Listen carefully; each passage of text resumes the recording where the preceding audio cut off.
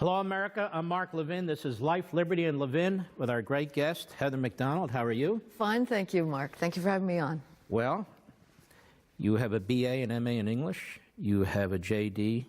You're a lawyer. But you're a scholar in so many areas, race relations, immigration, policing, and colleges and universities, and this is where I really wanted to delve in with you. You have a brand new book, The Diversity Delusion, How Race and Gender Pandering Corrupt the University and Undermine Our Culture. This is so relevant today. And you argue that toxic ideas first spread by higher education have undermined humanistic values, fueled intolerance, and widened divisions in our larger culture. And I think we see this everywhere now. We certainly do. The Kavanaugh hearings was an example that we're all in Gender Studies 101 now, Mark. Virtually every aspect of the culmination of hysteria that greeted Judge Kavanaugh was perfected over the last decade on a college campus. Above all, the preposterous mantra to believe survivors, regardless of the evidence, regardless of due process. This is the campus rape hysteria that has been transforming the lives of males on campuses, creating an extraordinarily costly bureaucracy, moved into the real world, and it's not going away. It's only going to get worse.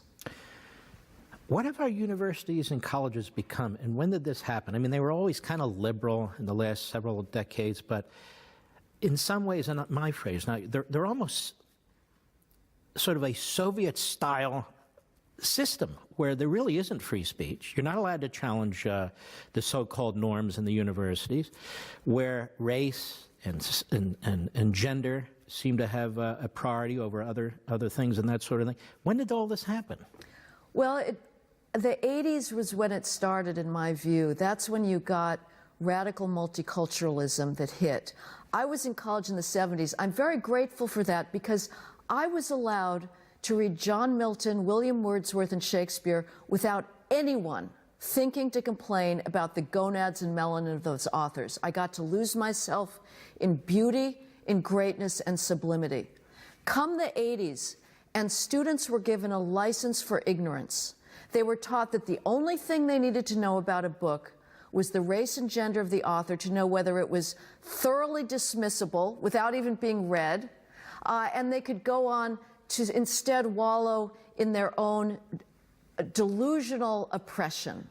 And it has only gotten worse since then. And what we are doing is breeding the grounds for, I fear, civil war, because students are being taught to hate the greatest works of Western civilization, and frankly, to hate each other.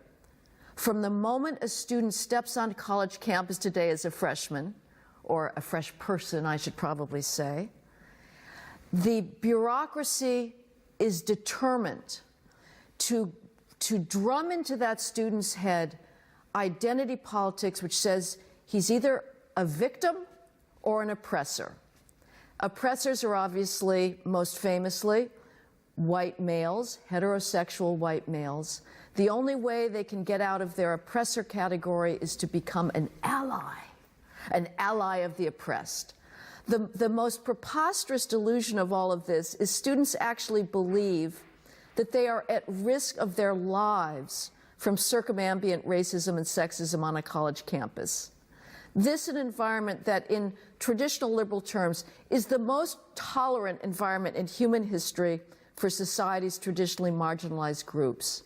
Yet there's a massive bureaucracy dedicated to cultivating in students this delusional sense of their own oppression, which then they carry with them. It's a chip on their shoulder that prevents them from seizing the magnificent opportunities to learn, to read every book that's ever been written.